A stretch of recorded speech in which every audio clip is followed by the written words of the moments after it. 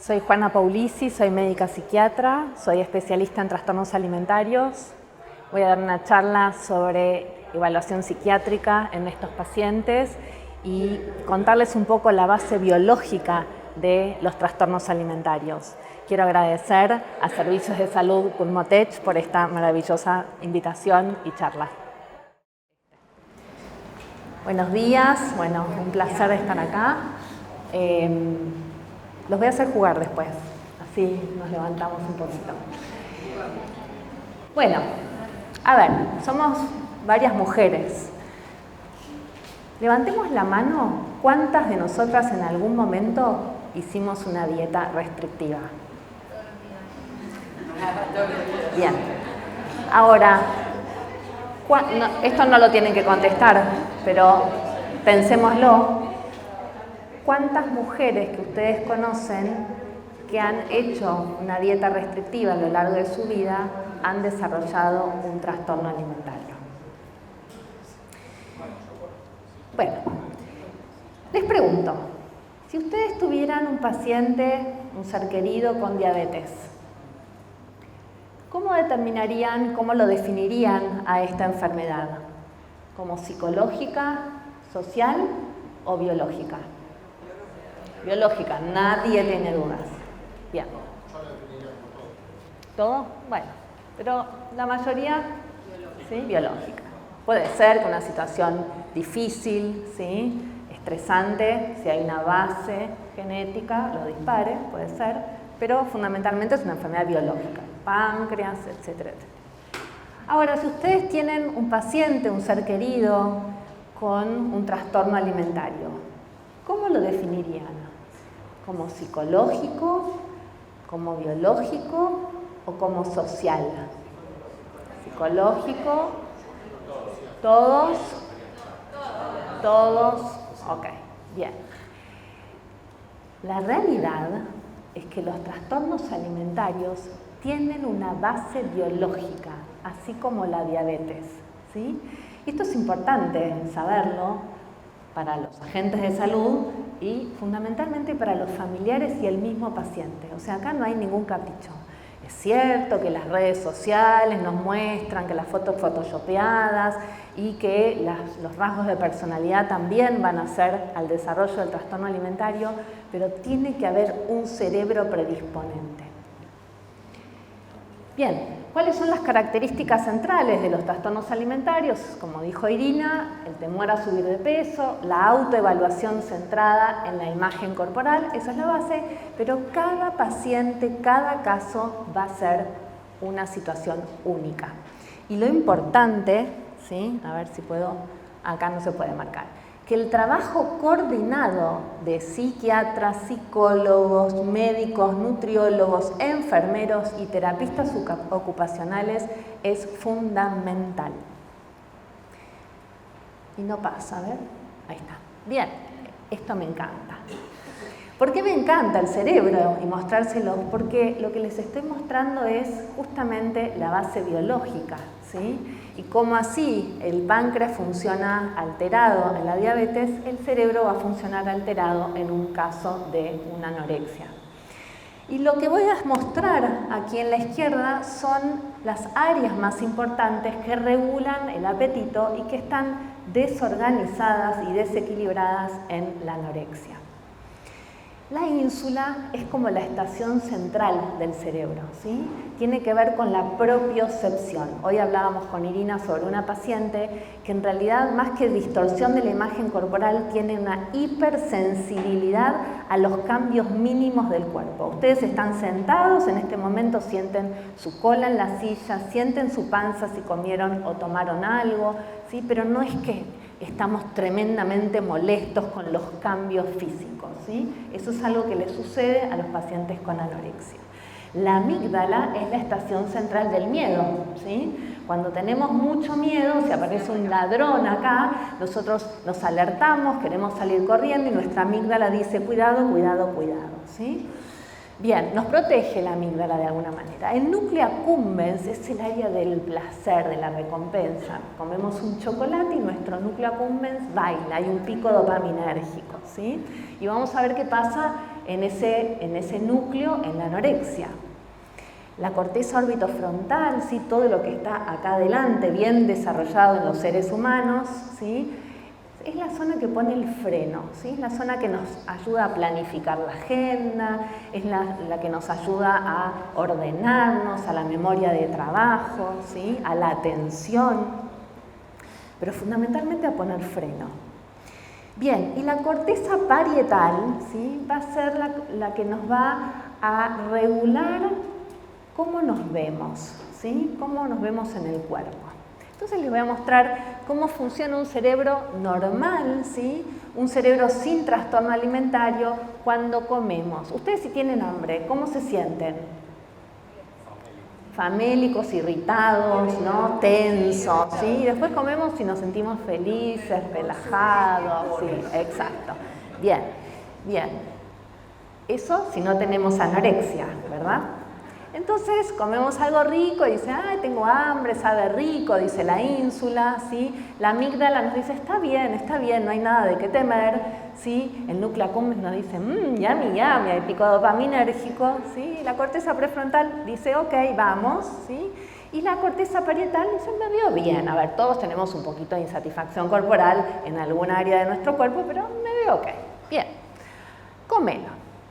Ahora, todo esto no sucede en la anorexia, ¿sí? Hay una discrepancia entre lo que es la necesidad fisiológica del cuerpo. El paciente está totalmente desnutrido, estamos hablando de que está internado o en casa con un soporte nutricional, ¿sí? Pero el impulso de hacerlo, ¿cómo es? Nulo. ¿Quiere hacerlo? ¿Quiere que le pongan la sonda?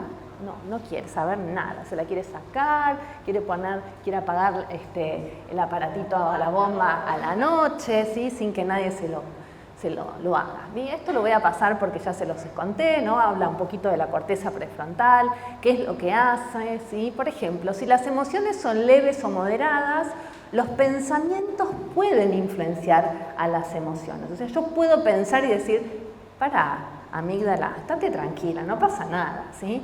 Ahora, cuando las emociones son tremendamente intensas y tengo esta amígdala que dice tengo miedo, ¿sí? La comida es un ladrón, ¿sí? No puedo pensar, ¿sí? La corteza prefrontal se empieza como a paralizar. Y como les decía, la ínsula recibe toda la información del cuerpo, ¿sí? Es como la conciencia interoceptiva, hasta señala el dolor, hasta las ganas de ir al baño, ¿sí? Bien, y cuando hay un trastorno alimentario, la ínsula dispara erróneamente, al igual que el páncreas en la diabetes, ¿sí? Puede ser cuando tiene hambre o está lleno, ¿sí? No puede percibir si tiene hambre, si tiene sed, no puede percibir absolutamente nada. Voy a pasar esto. La amígdala está al ladito del hipocampo y el hipocampo es el que se encarga de la memoria, ¿sí? Entonces, si hubo una situación traumática, queda bien fijada en el hipocampo, al ladito de la amígdala, que es la estación del miedo. Entonces, si alguna situación ha sido traumática, por ejemplo, una situación de abuso, una situación de violencia, la amígdala, cuando nos acercamos a eso, va a empezar a estar en alerta. Y miren qué interesante, ¿no? El movimiento puede ayudar a calmar las emociones intensas, entonces de esa manera repensar el objeto fobígeno, ¿sí? Y ustedes imagínense una chiquita en casa con la sonda, ¿no? Sentadita en la cama, sin poder moverse, aterrada, porque el objeto fobígeno, ¿cuál es? Es el suplemento, eso que le están metiendo ustedes, ¿sí? Bien, entonces a veces, tal vez si va alguien de ustedes y tal vez la puede hacer respirar, ponerse a estirarse un ratito, sin hacer demasiado gasto calórico, ese movimiento que le estoy, ayudando a hacer, lo que va a hacer es que baje esta amígdala hiperfuncionante y que la paciente la pase un poquito mejor, ¿sí? Son pequeñitas técnicas. Bien, ¿qué pasa con ese núcleo accumbens, ¿sí? Que yo les contaba que tiene que ver con el placer, con el pico dopaminérgico, ¿sí? Es como que en la paciente con anorexia no existe el placer, ¿sí? Se olvidó de lo que era placentero con respecto a la comida y a veces con respecto a otras cosas. Son muy austeras las pacientes con anorexia, ¿sí? Como hay un paper que dice no sex and rock and roll, ¿no? No drugs, sex and rock and roll, ¿no? Como que nada las estimula, ¿no? Bien. Entonces, les voy a mostrar cómo funciona un cerebro con anorexia. Si ellas no comen, no le pasamos suplemento, no le decimos, nos dicen, no quiero comer, ok, no comas, la próxima, un poquito menos, dale, un poquito menos. Bien, ¿qué siente la paciente? ¿Se siente más ansiosa o menos ansiosa? Se siente mucho menos ansiosa, ¿sí? Porque la restricción alimentaria en nuestro cerebro, en el cerebro de la paciente con anorexia, funciona como un ansiolítico, como un ribotril. Ahora, ¿qué pasa cuando las exponemos al suplemento, a la sonda, al comer? ¿Sí? Los niveles de ansiedad empiezan a aumentar muchísimo y la paciente se termina paralizando. Parece que hay un efecto de la dopamina, así como la dopamina a nosotros nos hace muy bien, a una paciente con anorexia el incremento de dopamina genera todo lo contrario, es ansiogénico. Bien, acá me parece que el PowerPoint, porque esto va apareciendo como de a poquito. Bueno, no importa. La cuestión es que dice, ¿dónde está el placer? ¿Sí? No tengo hambre, no tengo gusto. No lo comas, es malo, dice la amígdala, no lo comas, es malo, ¿sí? La duda, ¿qué hago? ¿Qué hago? ¿Qué hago? Preguntan. Y por otro lado dice la corteza parietal, me veo enorme, ¿sí? Y la corteza prefrontal dice atrás. Así funciona el cerebro de una paciente con trastornos alimentarios, especialmente con anorexia. Entonces, como les decía, la dieta restrictiva actúa como un ansiolítico para el paciente con TCA. Bueno, este lo voy a pasar porque en este sí salió. El otro se ve que cuando lo pasaron se desvinculó. Bueno, no importa. Ahora, ¿por qué se desarrolla una anorexia? ¿Sí? Una buena pregunta. ¿Qué pasa en la niñez? Vamos a tener factores predisponentes, ¿sí? Que lo va a poder llevar a cabo. Por ejemplo, algunos factores familiares. La genética. Por eso siempre preguntamos mamá, papá, tíos, abuelos, primos, si hay antecedentes, no solo de trastornos alimentarios, sino cuestiones psiquiátricas que también se superponen, como es, por ejemplo, personalidades obsesivas, ¿sí? Tenemos un ingeniero a veces súper recto en la familia, el papá, ¿no? Sí, todo perfecto, moralista, ¿sí? Un TOC, ¿sí? Un trastorno del espectro autista a veces no diagnosticado, ¿sí? Un trastorno del espectro anímico, una depresión, un trastorno bipolar. Bien, por otro lado, familias con creencias en donde hay comidas buenas, hay comidas malas, que hay que vivir a dieta, ¿sí? Heladeras verdes. Por otro lado, niveles de exigencia altísimos. En general vemos esos patrones familiares, ¿no es cierto?, súper recontra exigentes y que seguramente cuando ustedes vayan a esas casas van a ver, lo más probable es que esté todo impecable. No es mi caso, en mi casa en todo lo contrario, porque mi cerebro funciona al revés. Pero todo impecable, van a hacerles el checklist a ustedes de cuánto CV tienen y demás, estos papás en general. Y por otro lado nos vamos a encontrar con relaciones familiares conflictivas, como ustedes habían preguntado, ¿no? Vamos a ver estilos de crianza particulares, etcétera, etcétera. Bien, por otro lado, factores ambientales, las redes sociales, el estrés, el ideal de delgadez y factores individuales que son los rasgos de personalidad de cada chico, ¿sí? Por ejemplo, el perfeccionismo, la rigidez, el foco en el detalle, ¿sí? Son pacientes que no van a mirar el todo, van a mirar el detalle, ¿no? La panza, ¿sí? El pozo que tengo en la pierna, la nariz, ¿sí? No se pueden mirar en el todo. Y eso tiene que ver con cómo funciona su cerebro, ¿sí? Bien, todo esto nos hace una trayectoria de vulnerabilidad, ¿sí? Que aparece la pubertad, ¿sí? Cambios hormonales, la maduración cerebral, cambios físicos y eventos estresantes. Ni hablar la pandemia, como dijo Irina, que fue el evento estresante, ¿sí? Y bueno, otras situaciones, divorcios controvertidos, acoso, bullying, ¿sí? Situaciones de abuso sexual y demás. Y por otro lado, sí hay situaciones de comorbilidad psiquiátrica. Escuchando a Irina, ¿sí? En una de las preguntas que contestó, ¿no? Yo pensaba, claro, estos pacientes no vienen limpitos, ¿sí? No solo vienen de historias muchas veces con situaciones de trauma, sino que no vienen limpitos en términos de comorbilidades, ¿sí? El paciente que ustedes van a ir a visitar a domicilio no va a tener una anorexia nerviosa restrictiva solamente o purgativa solamente, ¿sí? Va a tener un trastorno de ansiedad, va a tener un cuadro depresivo, va a tener un estrés postraumático, ¿sí? Va a tener trastornos de sueño, va a tener un montón de comorbilidades que ustedes van a tener que tener en cuenta, ¿sí? Un TOC, por ejemplo.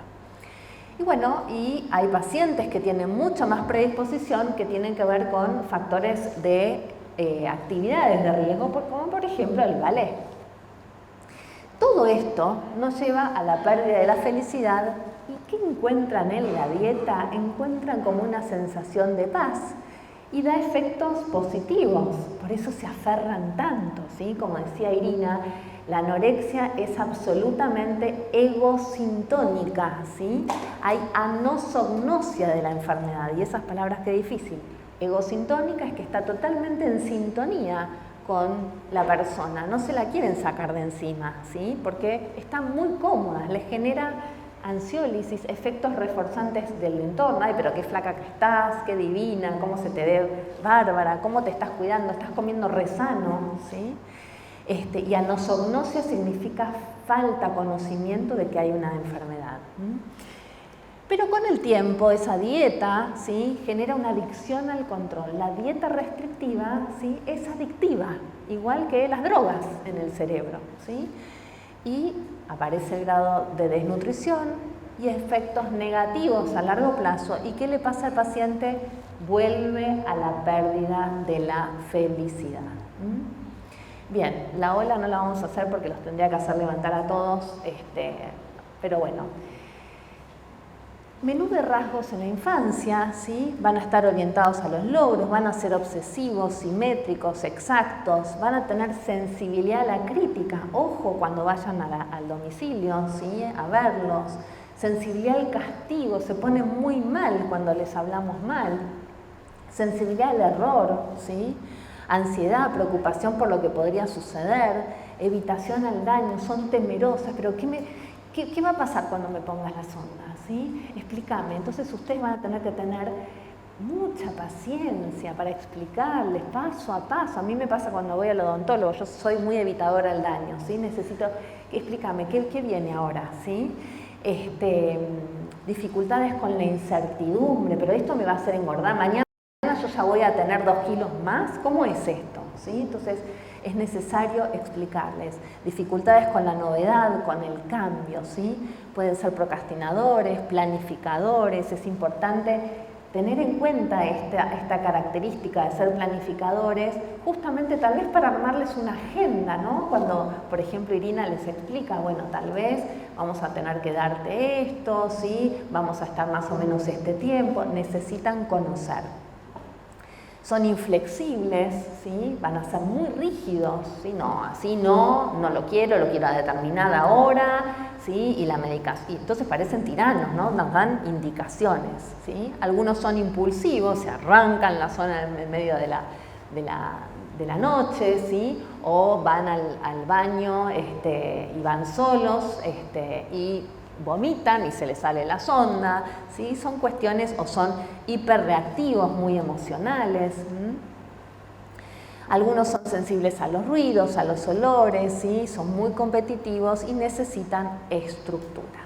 ¿Cuáles son los factores desencadenantes? Como estuvimos hablando, el bullying, la pérdida de un ser querido. Hemos tenido con Irina en estos 2 años muchos pacientes con pérdida de un ser querido debido a la pandemia, ¿sí? Y que desarrollaron a consecuencia un cuadro de anorexia severa, ¿no? Y bueno, la pandemia por supuesto, ¿sí? Pero siempre está ahí la dieta restrictiva o la pérdida de peso. Y acá hago esa distinción porque, por ejemplo, nos ha pasado de tener pacientes que luego de una mononucleosis, ¿sí? O de un debut de celiaquía, un debut diabético, que no tuvieron intención de hacer dieta, pero bajaron de peso, eso encendió la genética dormida, ¿sí? Y ahí se disparó el trastorno alimentario, ¿sí? Bien, obviamente cuando yo les muestro esto del cerebro, ustedes van a decir, pero ¿esto qué es? ¿Causa de la desnutrición? ¿Esto venía antes? Bueno, la verdad es que no se sabe, ¿sí? Todos los investigadores se preguntan qué viene primero, si el huevo o la gallina. Todas las investigaciones son posteriores o durante la anorexia, con lo cual ya tenemos un cerebro que ha pasado o pasa por una desnutrición. Así que eso que yo les mostré, que la amígdala está hiperfuncionante, que el núcleo accumbens está calladito, no sabemos si es premórbido o tiene que ver con la enfermedad. Y les voy a hacer un ejercicio. Tomen papel y lápiz y van a escribir con su mano no dominante. Si son diestros, van a escribir con la izquierda y van a escribir.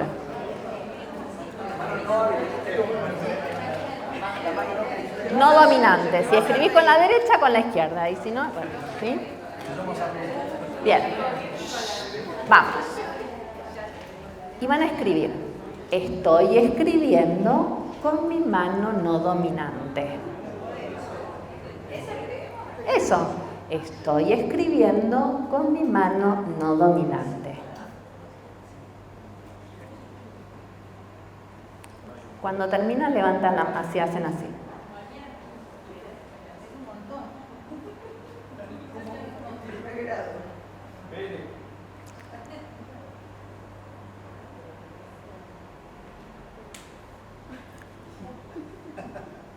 No se copien.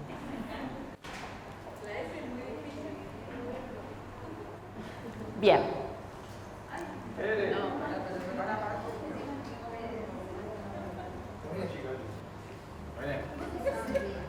Bien, los que no terminaron no importa, dejen de escribir.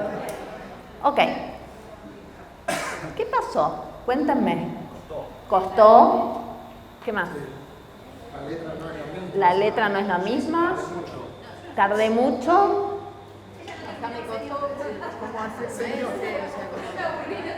¿Qué cosa? No terminé.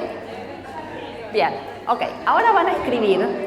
Y no estoy conforme. No estoy conforme. Bien. Van a escribir ahora. ¿Con la misma mano no dominante? Sí. Van a escribir esto. Me siento, o sea, puntos suspensivos, van a poner ahí una emoción, cómo se sienten, escribiendo con mi mano no dominante. Me siento, con la otra mano, o sea, con la no dominante, no me hagan trampa, Me siento, puntos suspensivos, cada uno va a agregar lo que siente, escribiendo con mi mano no dominante. ¿Ya está? Nah, me hiciste trampa.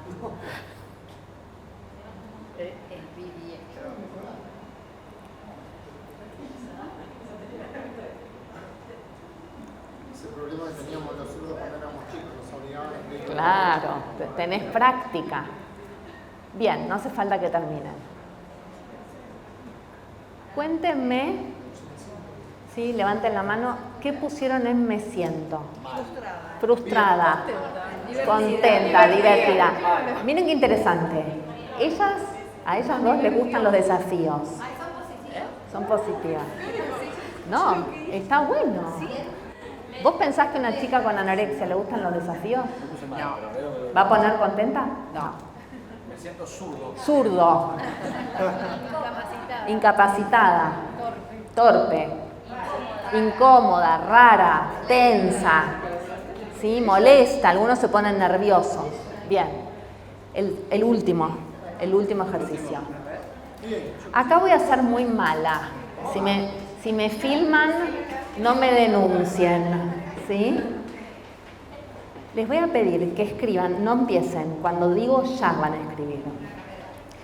Van a escribir, estoy intentando, pero esperen, escribir con mi mano no dominante. Y yo voy a hacer cosas feas, voy a ser un poco buleadora, ¿sí?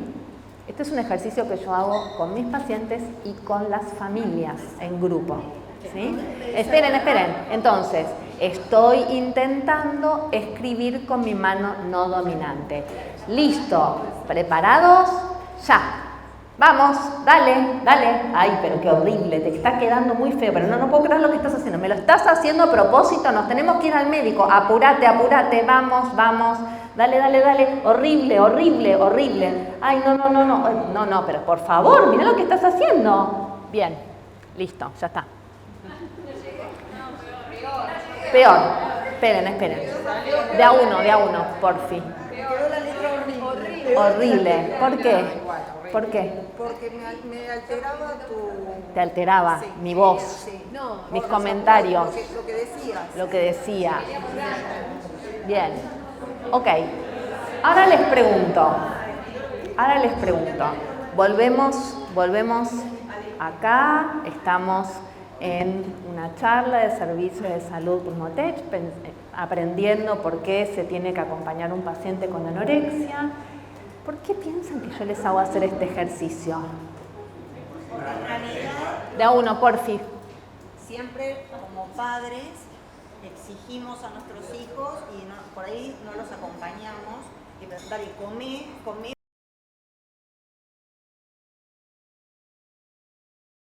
Negativo, exactamente. ¿Y qué le pasa entonces cuando yo exijo?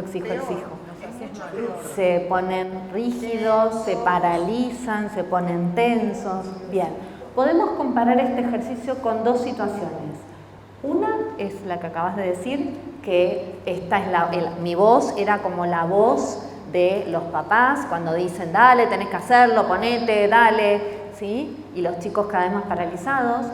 La situación de escribir con la mano no dominante tiene que ver con hacer algo que se olvidaron o que nunca aprendieron, ¿sí? O sea, el paciente con anorexia se olvidó cómo era comer normalmente. Tal vez antes comía naturalmente, pero se olvidó.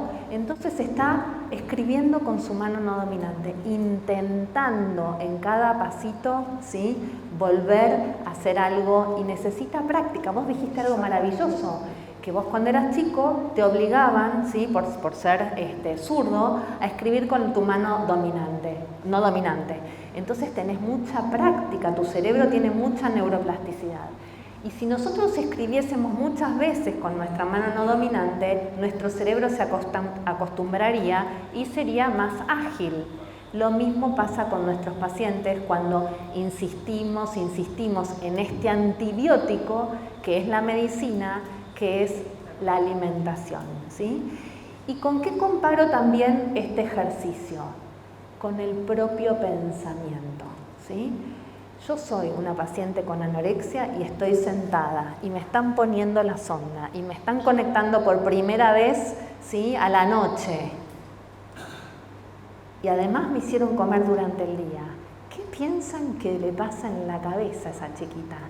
¿Sí? Estos pensamientos, estás gorda, cerrá la canillita, no, la bomba, soy psiquiatra, cerrá la bomba, tirala, sacate la sonda, no, mañana no comes, estás gorda, hiciste todo mal, ¿sí? O sea, este autodiálogo que yo les dije es también interno de ellos. ¿Qué les parece a ustedes que necesitan estas chicas y estos chicos? Calma, amorosidad, ¿sí?, empatía, acompañamiento, ¿sí?, anticipación. No es lo mismo encontrarme con esto tengo que ponerme, que alguien que les haya explicado para qué, que no es que va mañana a aumentar 5 kilos, ¿sí?, que va a ser algo gradual, que su alimentación es su medicina. Bien, acá se corrió cuando armaron el Power. Lo que les quiero mostrar es, acá tenemos índices de masa corporal bajitos de 13, ¿sí? Y acá tenemos, esto seguiría así, de 25, y acá tenemos niveles de ansiedad, ¿sí? Bajos niveles de ansiedad, de serotonina y altos niveles de ansiedad. Si estamos en un paciente con anorexia súper desnutrido, estamos 13, 14, ¿cómo son nuestros niveles de ansiedad? Bajísimos, ¿se acuerdan? Restricción, ansiólisis, tranquilo, ¿sí? Ahora el paciente empieza a ser renutrido, pulmotech full, ¿sí? ¿Y qué empieza a pasar con la ansiedad del paciente? Empieza a aumentar, ¿sí? Y el índice de masa corporal, ahí a Irina la quieren matar, ¿sí? ¿Y los padres qué hacen acá? Empiezan a hacer ¿qué? Aplaudir, vamos, vas re bien, ¿sí? Y el paciente está cada vez peor, cada vez más deprimido y cada vez más ansioso y a veces más agresivo. ¿Y cuándo empieza como la sensación de calma? De más o menos tiene que estar en un índice de 18,5, 19 durante 6 a 1 año para que ese cerebro se vuelva a calmar, ¿sí? Entonces nos encontramos con un paciente que recién tocó un índice de 18,5 y si nosotros no acompañamos a ese paciente, lo más probable que es que recaiga, ¿sí? Porque no se banca estar ahí arriba por la incomodidad que tiene, ¿sí? Ven cómo hay todo un correlato neurobiológico en lo que es la realimentación. Este es un tema durísimo, pero nuestros pacientes, ¿sí? El suicidio representa entre el 20 y el 50% de las muertes por urgencia en los TCA. El medio más común es la sobredosis, es el más típico en la mujer, ¿sí? Se guardan la medicación, hacen que la toman y se la guardan, ¿sí? A veces las tenemos que dar pisadas para asegurarnos de que realmente la esté tomando. Y en mujeres de 15 a 34 años con anorexia tienen 5 veces el riesgo de mortalidad prematura por cualquier causa, por causas clínicas y por causas psiquiátricas, ¿sí? Y el riesgo es 18 veces mayor de muerte por suicidio, o sea que ese paciente que ustedes van a visitar es un paciente con mucho riesgo.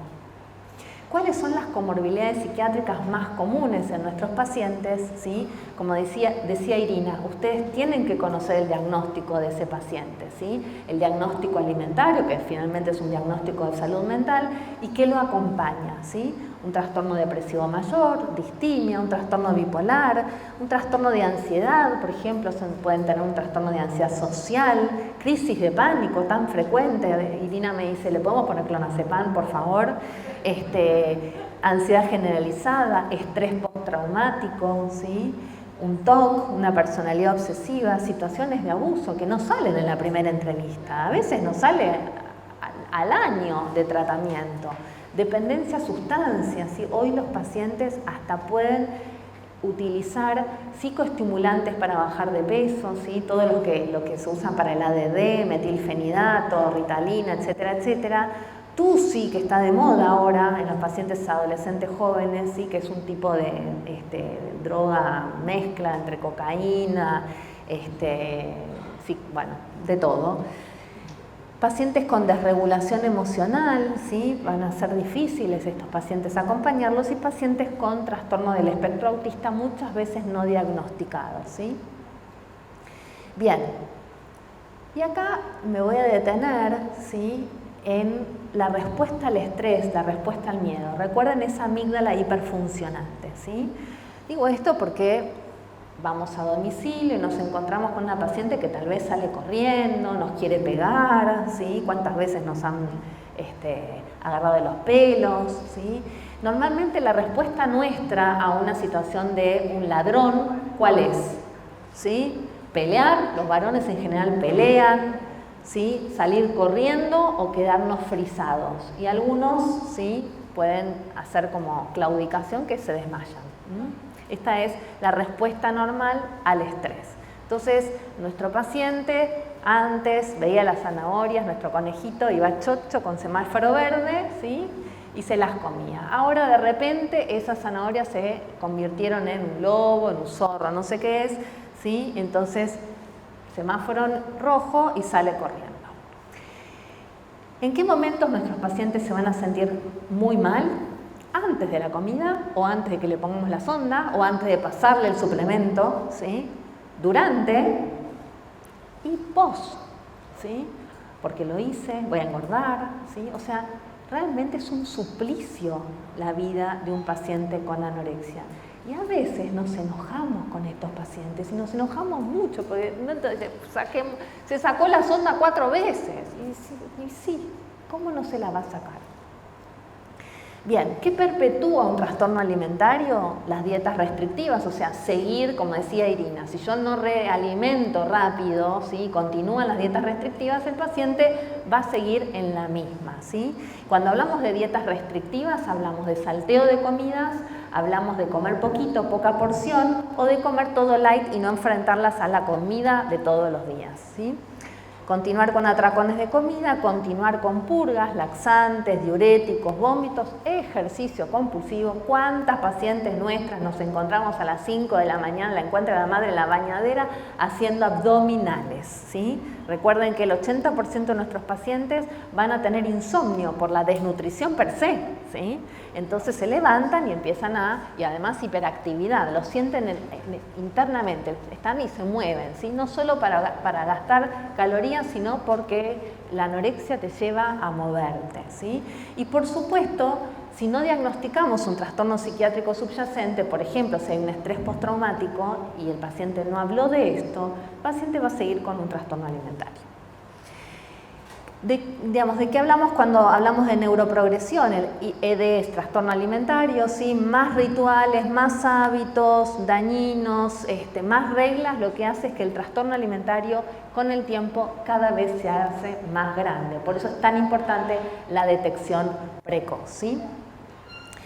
Cuando hablo de cableado y recableado es un ejercicio que hago con una lana, con los padres y con los pacientes, que tiene que ver con mostrar cómo hay que armar un neurocircuito nuevo, un recableado nuevo, ¿sí? Para poder sacar al paciente de que siempre después de comer se iba a vomitar, o que hacía ejercicio compulsivo, ¿sí? O que tiraba la comida, ¿sí? Entonces yo, ¿qué voy a hacer? Voy a tener que buscar apoyo, ¿sí? Que la acompañen al baño para poder discontinuar ese hábito, ¿sí? Estar mirándola mientras comen. Tenemos una paciente que nos enteramos que tiraba la comida en un bolso mientras comía, ¿sí? Y no aumentaba y no aumentaba. Y la filosofía de nuestro tratamiento no es cambiar al paciente, porque esa paciente va a ser toda la vida obsesiva, toda la vida detallista, ¿sí? Va a ser tal vez la mejor ingeniera, va a ser la mejor arquitecta, ¿sí? O sea, no hay que cambiarlo, hay que utilizar los rasgos a favor del tratamiento, trabajando con ellos, por ejemplo, para que entienda la planificación de la alimentación, porque preguntan mucho, son preguntones. ¿Por qué? ¿Por qué tienen que ser tantas calorías? ¿Sí? ¿Por qué 3.000, 3.500? ¿Sí? Entonces, Irina le va a tener que explicar qué pasa con su metabolismo, etcétera, etcétera, ¿sí? Y un poco hay que tener en cuenta el ambiente, ¿sí? Que el ambiente puede ser positivo o negativo, ¿verdad? Y esto lo decía Irina, ustedes en el domicilio se van a encontrar con cosas que nosotros no vemos, por ejemplo, situaciones de violencia, una mamá que le grita espantosamente, o dos padres que se están peleando porque quién tiene la razón o quién no tiene la razón, o dos papás que no existen y está solamente la señora que cuida mientras la chica está con la sonda, ¿sí? Bien. Y hay algo que yo quería hacer un poquito de énfasis, que tal vez no tiene que ver con la neurobiología y el cerebro, pero sí tiene que ver con la prevención y con lo que ustedes pueden decir en el momento que están con el paciente. Si nosotros hablamos, por ejemplo, con un paciente que está con su sonda y le decimos, pero solamente tenés que engordar 3 kilitos, porque nos pasa esto, ¿o no?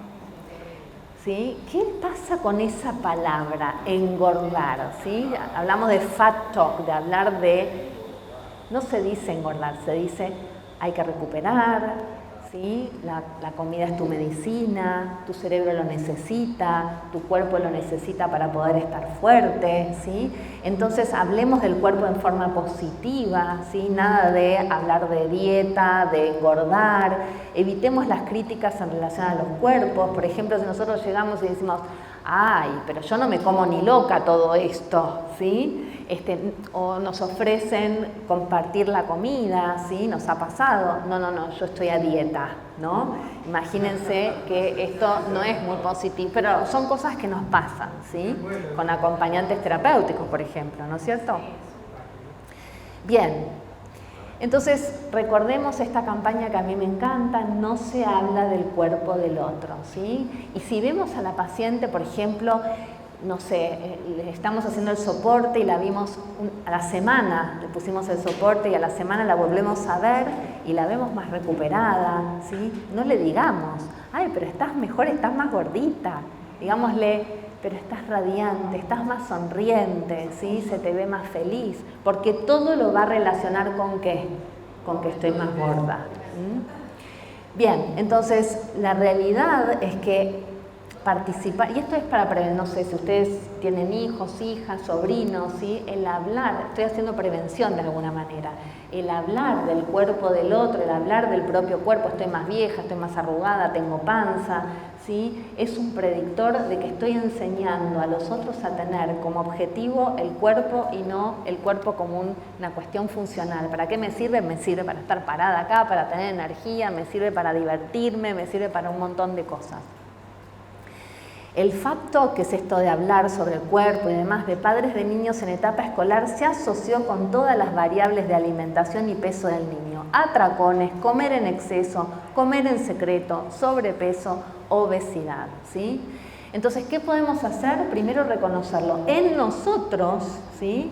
Ay, pero qué flaca que está, qué divina que está, ¿sí? Ay, pero ¿qué le pasó? Engordó un montón en la pandemia, ¿sí? Esto es hablar el facto, ¿sí? No hables con tu hija sobre su cuerpo. Si tengo una hija, por ejemplo, que está en sobrepeso, ¿sí?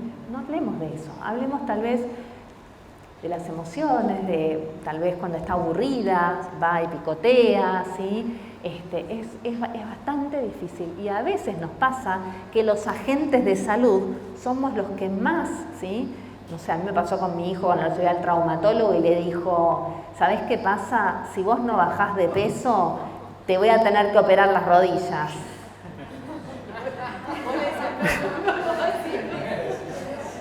Bien.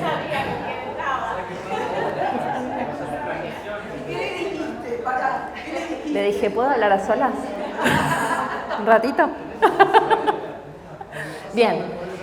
Conversaciones entre padres e hijos que alentaron a los niños a perder peso o criticaron el peso se asociaron con una imagen corporal más pobre, una dieta más restrictiva y un aumento de los trastornos de la conducta alimentaria. Y conversaciones entre padres e hijos sobre un estilo de vida saludable sin abordar explícitamente el peso, porque, a ver, es bueno comer saludablemente, es bueno hacer ejercicio, ¿sí? Se asociaron con mejor bienestar general, ¿sí? Nos vamos a encontrar, cuando vamos a las casas, va a haber una madre, ¿sí? Tal vez hiperestructurada, que se la pasa haciendo gimnasia y la chica teniendo que recuperar peso, ¿sí? Y la madre comiendo ensalada. ¡Uy! Se apagó. Ah, ahí está. Bien, entonces promover el cuerpo como una cuestión más de visión del cuerpo funcional, ¿sí? Con las fortalezas y las virtudes que tiene ese cuerpo, no solo con la apariencia física. Y tener en cuenta también que tal vez nos vamos a encontrar con una paciente, como dijo Irina, con una anorexia atípica. ¿Qué es una paciente con una anorexia atípica? Tal vez la vamos a ver, o lo vamos a ver, es un paciente en normopeso, o tal vez con un índice de masa corporal alto, pero que bajó 50 kilos de golpe, hizo una dieta de 500 calorías por día o hizo una cirugía bariátrica y no fue muy buena la respuesta, ¿sí? Y el paciente se incendió y desarrolló todos los síntomas de la anorexia, excepto el extremo bajo peso, ¿sí? Entonces, ese paciente va a estar exactamente igual que el paciente con anorexia. Bien, es importante saber que la recuperación completa la tiene el 50% de los pacientes, que la recuperación parcial la tiene 30%, o sea que van a ir y venir, ¿sí? Y que el 20% van a continuar severamente enfermos, ¿sí? Las 9 verdades no son, que son enfermedades biológicas y son enfermedades mentales, que los genes y el ambiente juegan un papel importante, que los genes solos por sí solos no hacen que se desarrolle un trastorno alimentario, que un diagnóstico de trastorno alimentario es una crisis, un tsunami que aparece en la vida del paciente y de la familia, que no se puede decir si uno tiene, yo puedo estar absolutamente enferma, ¿sí? Y puedo estar en normopeso, que afectan a todo tipo de gente, razas, etnias, sexos, que conllevan a un mayor riesgo de suicidio y que la recuperación total es posible y que las familias y el entorno son nuestros mejores aliados, ¿sí? Nos pasa muy seguido encontrarnos con esta curva, la curva J, que es que nosotros esperamos que empiece el tratamiento y que pase, recupere y esté bárbaro, ¿sí? Normalmente nos pasa esto. Bajan de peso o se ponen más psiquiátricos, ¿sí? Y finalmente se mejoran, ¿sí? Y esto hay que anticiparlo porque lo que nos dicen es el tratamiento no está funcionando, ¿sí? Normalmente la expectativa de un tratamiento es que vaya todo así, linealmente y bárbaro, pero la realidad es que el camino de la recuperación de un trastorno alimentario es como un ovillo, ¿sí? Y lo bueno es que la recuperación total es posible.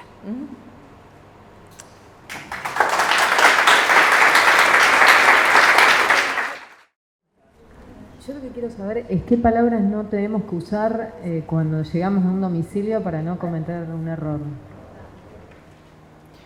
Bueno, tenés que engordar, ¿sí? Estás muy flaca, no hablar del cuerpo, ¿sí? Bueno, yo sé que esto va a ser difícil, que estás muerta de miedo. Yo sé que vos estás muerta de miedo, yo te voy a ayudar y nada malo va a pasar, ¿sí? Yo creo que esa frase es la que la tenemos que llevar como de muletilla, ¿sí? Y mientras estamos haciendo el procedimiento, justamente vamos a respirar, o sea, entender lo que le está pasando en ese cerebro. Me están engordando, quiero salir corriendo, ¿sí? Toda la descarga adrenérgica de la fuga que quiero tener. ¿Y cómo abordamos el tema del aumento del peso? ¿Se lo decimos, no le decimos? Mira, lo que se está diciendo en el último tiempo es que en realidad sí tienen que saber que tienen que recuperar, ¿sí? Estás desnutrido, en general eso lo hace el equipo tratante, estás muy desnutrido, tu cerebro no está funcionando bien y le explicamos qué es lo que pasa, ¿sí? A vos te importa mucho lo académico, imagínate, ¿sí? Al no tener mielina, no tener grasa en el cerebro, tu cerebro va a empezar a no concentrarse, a estar muy irritado, ¿sí? O te gusta hacer mucho deporte, los músculos se te están comiendo, ¿sí? Entonces por eso necesitas recuperar peso. El recuperar peso no es ponernos en una situación que no nos va a gustar. Tal vez al principio te va a dar miedo, tal vez vas a sentir que la panza se hincha, ¿sí? Porque como explicó Irina, al principio eso puede suceder. Eso no es estar gorda, ¿sí? Estamos renutriendo tu cuerpo y la comida es tu medicina. Hola, ¿qué tal? Ahora los chicos, no es como antes que por ahí se les hacía un tratamiento con el apoyo de los padres y ahora están hiperconectados. Redes sociales, amigos, las 24 horas. Buscan información todo el tiempo. Entonces, ¿cómo manejan esa hiperconectividad de los adolescentes que los padres no pueden manejar? Bueno, a veces cuando el paciente está internado en una clínica médica, intentamos que el paciente esté sin celular, ¿sí? Y en casa yo estoy implementando, vamos a tener tiempos cortos de celular, como si estuvieran en una internación psiquiátrica. Ahí hacen time out, lo sacan el teléfono. y les hacemos bajar, sacamos TikTok, sacamos Instagram, ¿sí? Y les damos la explicación por qué. Vamos a hacer este ejercicio. Ay, ¿me pones la lupita de Instagram? ¿Sí? ¿Qué les aparece? Si ustedes hacen su lupita, les aparece todo lo que les gusta, ¿sí? Y en las chicas, ¿qué aparecen? Cuerpos hiperdelgados, comidas recontra sanas, ¿sí? Lo que llaman ellos sanos. Entonces, ¿qué te genera esto? ¿Sí? ¿Qué te genera mirar? Está estudiado que mirar cuerpos extremadamente delgados hace que vos te mires horrible. Si yo miro una persona de 50 años y está espléndida, ¿sí? Con la cara no sé qué, la verdad que lo que voy a sentir es que ¿qué me pasó? ¿Sí? Bien, lo mismo le pasa a los chicos, ¿sí? Entonces, las redes sociales hay que alfabetizar a los chicos y chicas sobre qué sucede con ese tipo de mensajes. Me pasó que llegué a conectar a las chicas o a visitarlas y estaban cocinando. ¿Las dejan cocinar? ¿Se pueden preparar la comida? Depende. Obviamente, buenísima tu pregunta, porque se ponen obsesivas con el cocinar y cocinar cosas contundentes y en general embuchan a los otros, ¿sí? Y ellas no lo prueban. La única posibilidad que tienen de cocinar es que si lo que cocinan lo van a comer. Por ejemplo, si hacen una torta, se comprometen a comer ese pedazo de torta. Si no, no se cocina y no entran a la cocina. ¿Por qué? Porque además entran y dicen, ¿qué pusiste? ¿Le pusiste aceite? No, eso tiene crema. No, eso no lo voy a comer. Entonces es preferible que no entren. Eso es algo que tenemos que trabajar mucho porque es caso a caso, ¿sí? Sí, a veces está bueno porque no siempre estamos de acuerdo. O sea, hay mucha evidencia científica en publicaciones sobre el rol de las redes sociales en la psiquis y en el trastorno alimentario. Entonces, a veces yo la llamo a Juana y le digo, sacarle Instagram, ¡ya! No, espera. ¿Cómo no? No, espera. ¿Por qué tal? O sea, el intercambio vinculado a esto, lo que tiene que ver es que muchas veces la intervención tiene que hacer mejor que peor. Y evaluar eso requiere de una cierta conversación. En algunos pacientes es mejor, en otros pacientes es peor. Pacientes muy aislados socialmente, con muchas dificultades sociales, quizás no es tan conveniente y vale la pena pensarlo un poquito mejor, y pacientes que están en una adicción a TikTok y que no pueden parar un minuto y que todo lo que tienen en TikTok les hace mal, es bueno generar un corte. Le contaba a Irina Que hace poco vi en las redes que hay una página de todo un link de Ana y Mía. Sí, hay redes de Ana y Mía, hay WhatsApp que se unen y se van dando consejos, ¿sí? Bueno, hay de todo, por eso hay que chequearlo con los pacientes, ¿sí? Y los padres, y especialmente cuando son chicos, los padres tienen que tener acceso a los teléfonos, de alguna manera, porque no sé cuál es el mensaje que está recibiendo mi hijo. En Instagram está la posibilidad de denunciar todo ese contenido. De hecho, hay bastante, o sea, si bien siempre gana y sigue habiendo un montón de este contenido nocivo, se puede denunciar. Y bueno, de esa manera, bueno. Totalmente. ¿Cuál es la asociación con la bulimia? ¿Cómo cambia el tratamiento paciente Buenísimo. de bulimia? Muy buena pregunta. Yo creo que prácticamente el 50% de los pacientes que desarrollaron un trastorno alimentario de tipo restrictivo, una anorexia restrictiva o purgativa, van a pasar a un cuadro o de trastorno por atracón o de bulimia. ¿Por qué? Y esto es interesante cuando me dicen los pacientes, ¿por qué ella puede sostener, ¿sí?, el bajo peso y yo no, y me puse a comer? Porque hay que tener un cerebro predisponente. O sea, yo puedo tener ese cerebro, pero puedo tener rasgos de impulsividad. Y en general el paciente que tiene rasgos de impulsividad o que logró bajar de peso y de esa manera solo apagó por un ratito ese núcleo accumbens, ¿sí? Que se apagó y no tiene más recompensa, en cuanto la madre le empieza a poner un poquito de torta en la mesa, empiezan a oler y determinadas cuestiones, y esa paciente que tal vez tuvo en algún momento un poquito de exceso de peso y logró bajar de peso y hizo una anorexia, va a disparar los atracones. Por eso es tan importante anticiparlo y decirle al paciente. Hay un video muy bueno que habla de una investigación, que es la investigación de Minnesota, que muestra que a los pacientes, a los que participaron y se los restringió, hay 2 que salieron corriendo a buscar helado desesperadamente. ¿Por qué? Porque el cerebro no lo pudo sostener. Entonces esto se lo tengo que decir a la paciente y le digo, mira, ¿sabes qué pasa? El 50% de las pacientes que terminan no comiendo lo que tienen que comer, en un momento el cerebro le dice, cobra intereses. El banco, ¿qué te hace? Te cobra intereses. Cuando no le das, te cobra intereses.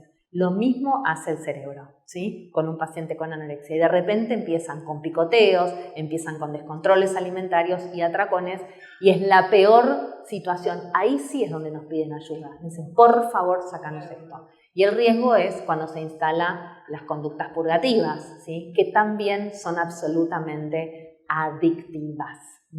Ustedes saben que cuando vomitamos, ¿sí? Cuando un paciente vomita, hay una cierta deshidratación y se eleva la vasopresina. Y la vasopresina tiene una fórmula, ¿sí? una estructura química parecida al opio. Entonces, ¿qué siente el paciente cada vez que...? Relax, ¿sí? Entonces, por eso es tan adictivo.